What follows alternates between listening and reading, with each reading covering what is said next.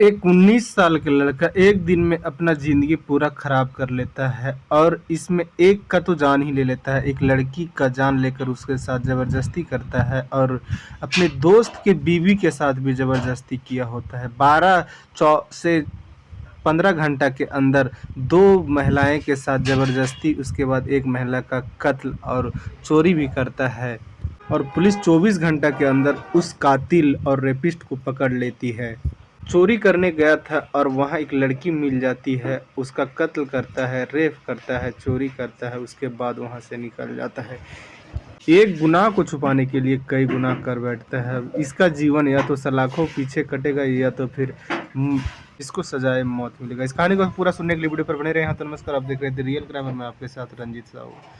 दिल्ली के बगल में अलवर पड़ता है। अलवर में एक लड़का रहा करता था जिसका नाम राहुल होता है। उम्र 19 वर्ष होता है। राहुल जो था वह पढ़ाई में काफ़ी ज़्यादा तेज होता है। 12th में यह 90% लाया हुआ था, लेकिन राहुल को कहीं ना कहीं गेमिंग का शौक था। लूडो गेमिंग जो ऑनलाइन होता है उसका शौक था और यह काम पे भी लगा हुआ था और इसका काम के दरमियान भी गेम चालू था। कई लोग से उधार ले रखा था, फिर मालिक वहाँ से निकाल देता है और फिर अपना गांव आ जाता है, अपना घर पे रह के खेलता है। और एक दिन इसका लक साथ देता है और एक दिन में यह 5 लाख रुपया जीत जाता है। अपना दोस्त को बताता है, उसका दोस्त भी इस खेल को से जुड़ता है और वह खेलता है तो मात्र वह 90,000 जीतता है। फिर इसका दोस्त बोलता है कि भाई से हम जीत नहीं पा रहे हैं इतना से ज़्यादा से, तुम मेरे पैसा लो और खेलो और तुम ही जीतो, तुम जो जीतेगा उसमें मैं आधा दे देना।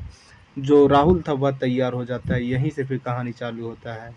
राहुल ऑनलाइन गेमिंग का शौकीन 5 लाख रुपए एक दिन में जीत जाता है। अपना दोस्त विष्णु को बताता है। विष्णु जब यह बात सुनता है तो वह भी डाउनलोड करता है, राहुल के साथ मिलकर खेलने लगता है। विष्णु 90,000 जीतता है और वह नहीं जीत पा रहा था और विष्णु के पास टाइम नहीं रह पाता है, जिस वजह से वह उतना ज़्यादा इस पे ध्यान नहीं दे पा रहा था। जो विष्णु था वह बोलता है राहुल से कि तुम मेरे 90,000 लो और तुम ही खेलो, जो भी जीतोगे उसमें से आधा हमें दे देना। फिर राहुल तैयार हो जाता है और 90,000 अपना दोस्त विष्णु से लेता है और गेम खेलना चालू करता है और वह एक ही दिन में 90,000 हार जाता है। उसके बाद जब विष्णु यह बात सुनता है तो विष्णु बोलता है राहुल से कि हमें 90,000 तुम लौटा दो। राहुल बोलता है कि ठीक है, मैं तुम्हारा पैसा लौटा दूंगा। जो राहुल के पास 5 लाख रुपये था उसका गेम खेलता है और वह 5 लाख रुपये पूरा हार जाता है। हारने के बाद वह कई तरह के और सट्टा लगाता है। अपना मोबाइल, जो भी छोटा मोटा चीज़ था वह सारे चीज़ को बेच कर गेम में लगाता है, लेकिन वह पैसा नहीं जीत पाता है और वह परेशान हो जाता है। विष्णु को जब पता चलता है कि राहुल जो है वह अपना 5 लाख रुपया भी हार चुका है और जो भी घर में छोटा मोटा सामान होता है उसको बेच कर भी खेला, लेकिन कहीं से उसको लाभ नहीं मिला, वह हारते ही गया है। विष्णु अपना बात पे अड़ जाता है, राहुल से बोलता है कि हमारा 90,000 तुम लौटा दो। राहुल बोलता है मैं लौटा दूंगा, थोड़ा वक्त दो हमें। 21 अप्रैल 2026 का दिन था। शाम के वक्त विष्णु को एक रिश्तेदार के शादी में शामिल होना था। विष्णु राहुल से बोलता है कि चलो हमें वहाँ शादी शादी मंडप तक हमारे मोटरसाइकिल से छोड़ देना, उसके बाद तुम घर चले आना। राहुल तैयार हो जाता है और विष्णु को लेकर विष्णु के ही मोटरसाइकिल से जाता है शादी जहाँ हो रहा था, वहाँ विष्णु को छोड़ता है। राहुल को बोलता है विष्णु कि जाओ मेरे घर पे चाबी दे देना और वहीं गाड़ी लगा देना और तुम अपना घर चले जाना।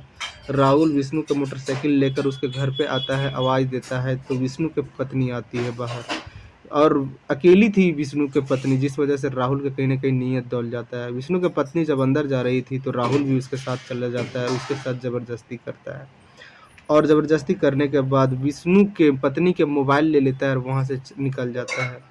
अलवर से वह चला जाता है दिल्ली और मुंबई के एक्सप्रेस पर। वहाँ पे जाने के बाद वह सोचने लगता है कि अब क्या किया जाए। उसके बाद उसके दिमाग में एक आइडिया आता है। एक ओमनी जा रहा था जो कि एम्बुलेंस का काम भी किया करता था। उस ओमनी को हाथ देता है राहुल और बोलता है हमें दिल्ली जाना है और दिल्ली के लिए ओमनी वाला भाड़ा बोलता है 6,000 रुपये। राहुल बोलता है ठीक है, मैं वहाँ पहुँच के दूंगा। ओमनी वाला भी तैयार हो जाता है। उसके बाद राहुल ओमनी में बैठता है और निकल जाता है दिल्ली। दिल्ली में एक इलाका अमर कॉलोनी पहुंचता है राहुल ओमनी से। वह काफ़ी ज़्यादा पॉश एरिया था, वहाँ जो भी थे वह नौकरी वाला लोग रहा करते थे। वहाँ गाड़ी रुकवाता है राहुल और बोलता है मैं पैसा लेकर आता हूँ और वहाँ से भाग जाता है। और यह वक्त जो हो रहा था वह 5:30 के आसपास सुबह का वक्त था। ओमनी वाला सोचता है कि चलो ठीक है, अभी तो यहाँ से भाग गया लेकिन अलवर में तो कभी मिलेगा और उसी वक्त इससे हिसाब चुकता करूँगा। ओमनी वाला वहाँ से चला जाता है। उसके बाद राहुल आता है और एक व्यक्ति से बात करता है, जो कि टाइमिंग 6:36 हो रहा था सुबह के वक़्त। और कहीं न कहीं राहुल को वहाँ के लोग जान रहे थे, इसलिए कि राहुल वहीं एक घर में काम किया करते था। और जिस घर में काम किया करता था, वह एक सरकारी नौकरी किया करता था। वह जो मालिक था वह आईआरएस ऑफिसर था और राहुल को वहाँ जो मंसूबा से गया था वह मंसूबा पूरा होने वाला था। राहुल को सब कुछ पता था यह आईआरएस ऑफिसर के बारे में। राहुल इसके यहाँ 7 महीना काम किया था। राहुल जो था वह ऑनलाइन का गेमिंग का लत जो है से यहीं से लगा था और आसपास के लोग से राहुल पैसा लेकर गेम खेला करता था। जब आसपास के लोग राहुल से पैसा मांगने लगे तो राहुल नहीं दे पाता है और जो आसपास के लोग थे वह आईआरएस जो अफसर था उसके पास जाके मांगने लगे। तो यह बात जब वह सुनते हैं तो राहुल को काम से तुरंत ही निकाल दिया जाता है। 7 महीना वहाँ तक रहा था, काफ़ी लोगों से जान पहचान था। राहुल को जो आईआरएस ऑफिसर का घर था उसके बारे में हर कदम का उसको जानकारी था। उसको राहुल को ये भी पता था कि 7:30 बजे जो यहाँ का आईआरएस ऑफिसर है वह जिम जाता है अपने पत्नी के साथ और उसकी एक बेटी भी होती है 22 वर्ष की, वह भी कभी कभी जाती थी। राहुल को यह पूरा यकीन था कि उसकी पत्नी, बेटी और उसका जो पति आईआरएस ऑफिसर है वह सारे लोग जिम गए हुए होंगे।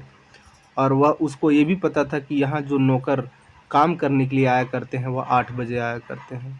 यह सारा टाइम मिलाता है और उस घर का जो चाबी है वह एक गमले का नीचे रखा होता था। अगर जो ऑफिसर था वह जिम से लेट से आया करता तो जो वहाँ नौकर काम करने के लिए आया करते वह एक फूल का गमला होता है उसके नीचे चाबी रख दिया जाता था और जो नौकर आया करते वो चाबी से घर का दरवाज़ा खोलकर साफ सफाई किया करते, खाना वगैरह बनाया करते। राहुल को चाबी के बारे में पूरा पता था। जाता है गमले के नीचे से चाबी निकालता है और आईआरएस के घर का दरवाज़ा खोलता है। दरवाज़ा तो खोलता है लेकिन जब अंदर की ओर देखता है तो देखता है कि उसकी बेटी जो कि 22 वर्ष के है वह एक बेड पर बैठकर पढ़ाई कर रही है। यह चीज़ देखकर वह चौंक जाता है। लेकिन उसकी बेटी जब इधर नज़र मोड़ती है, राहुल को देखती है तो वह पहचान लेती है और बोलती है, तुम यहाँ किस लिए आए हुए हो? तुम्हें तो पापा काम पर से निकाल दिए हैं। राहुल बोलता है कि हमें तो आपके पापा से कुछ काम है। राहुल उसके पास जाता है और उसका गला दबा देता है और एक वजनी चीज़ लाता है और उस लड़की के माथा पर मारता है। वह बेहोशी की हालत में चली जाती है और राहुल उसके साथ पहले तो ज़बरदस्ती करता है, सेक्स करता है। उसके बाद वही चार्जर केबल होता है उससे उस लड़की का गला घोट देता है जिस वजह से लड़की का वही मौत हो जाता है। इस गुत्थम गुत्थी में राहुल के कपड़े पर ब्लड लेट जाता है। जब सर पे मारा गया था लड़की के वजनी सामान से तो उस टाइम ब्लड निकला था, जो ब्लड राहुल के कपड़े पर लग गया था।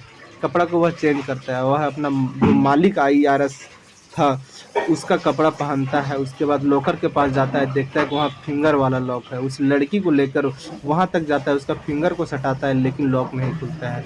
इसलिए नहीं खुलता है कि लड़की के हाथ में जो है वह ब्लड लग चुका था जिस वजह से फिंगर नहीं ले पाता है। फिर कुछ सामान से उस लॉकर को तोड़ता है राहुल और फिर अंदर का जितना भी कैश और ज्वेलरी था वो निकालता है। 2 लाख रुपये के आसपास कैश निकालता है और ज्वेलरी निकालता है और वहाँ से निकल जाता है। फिर नीचे आता है और फिर वहाँ से वह निकल जाता है। जब यह आईआरएस ऑफिसर अपना घर आता है, कमरा खोलता है, देखता है उसकी बेटी का लाश पड़ा हुआ है। वह चौंक जाता है, चिल्लाता है, आसपास के लोग इकट्ठा होते हैं, पुलिस को खबर किया जाता है। पुलिस आती है और उसकी बेटी के लाश को पोस्टमार्टम के लिए भेजती है। इधर तहकीकात करने लगती है। काफ़ी ज़्यादा पॉर्स एरिया था, सीसीटीवी कैमरा हर कदम पे लगा हुआ था। सीसीटीवी कैमरा पुलिस खंगालती है तो देखती है कि एक लड़का आया हुआ था कुछ और कपड़ा में, गया कुछ और कपड़ा में और जाते वक्त जो उसका हुलिया था वह कपड़ा भी चेंज था और पीठ में इक्की बैग भी लगा हुआ था। उस लड़का के बारे में डिटेल निकाला जाता है तो पता चलता है वही आईआरएस ऑफिसर बताता है कि तो मेरे यहाँ काम किया करता था, इसका नाम राहुल है और अलवर में रहा करता है। पुलिस के एक टीम तुरंत अलवर पहुँचती है राहुल के कमरे पर, लेकिन राहुल वहाँ मिलता नहीं है। लेकिन अलवर जाने के बाद पुलिस को यह पता चलता है कि राहुल के ऊपर भी यहाँ एक मुकदमा दर्ज है। उसी के दोस्त की बीवी के साथ जो छेड़छाड़ किया था वह लड़का अपने बीवी के छेड़छाड़ के खिलाफ एफआईआर किया था। पुलिस अलवर और दिल्ली पुलिस दोनों जुड़ जाती है राहुल के तलाश में। फिर पता किया जाता है सर्विलांस वगैरह वगैरह के माध्यम से, तो पता चलता है कि जो राहुल है वह अपना मोबाइल से एक व्यक्ति के पास फ़ोन किया है वाईफ़ाई के ज़रिए। अब वाईफ़ाई के पता किया जाता है तो पता चलता है राहुल एक द्वारका के होटल में रुका हुआ है और वहाँ के वाईफ़ाई यूज़ कर रहा है। पुलिस द्वारका के उस होटल पहुँचती है तो वहाँ राहुल पकड़ा जाता है। राहुल को पुलिस पकड़ती है और थाने ले आती है। यहाँ पूछताछ करती है पुलिस, तो राहुल अपना जुर्म कबूल कर लेता है कि हाँ, हमारे हाथ ही उस लड़की का कत्ल हुआ है और इसके साथ छेड़छाड़ हुआ है, और यह सब का जो वजह है वह बस गेमिंग है। गेमिंग में हम इतना ज़्यादा हार गए थे, हमारा जो दोस्त था वह हमसे पैसा मांगने लगा था और वह पैसा चुकाने के लिए हम अपने मालिक के यहाँ चोरी करने के लिए जाते हैं। यह जो है वह मुकदमा चलता है, इसके ऊपर कोर्ट जाता है मामला। जो कोर्ट है वह 4 दिन का पुलिस रिमांड दी है राहुल को। पुलिस उससे पूछताछ करेगी और जहाँ-जहाँ क्राइम सीन हुआ है वहाँ-वहाँ ले जाया जाएगा और किस तरह से क्या किया है, कैसे-कैसे हुआ, कदम को उठाया है, वह चीज़ पूछा जाएगा और सारा कुछ नोट किया जाएगा। उसके बाद इसके ऊपर चार्जशीट तैयार होगा, यह मामला कोर्ट जाएगा। कोर्ट फिर इस राहुल को क्या सज़ा देती है। लेकिन राहुल जो भी किया है वह काफ़ी बड़ा सज़ेदार है।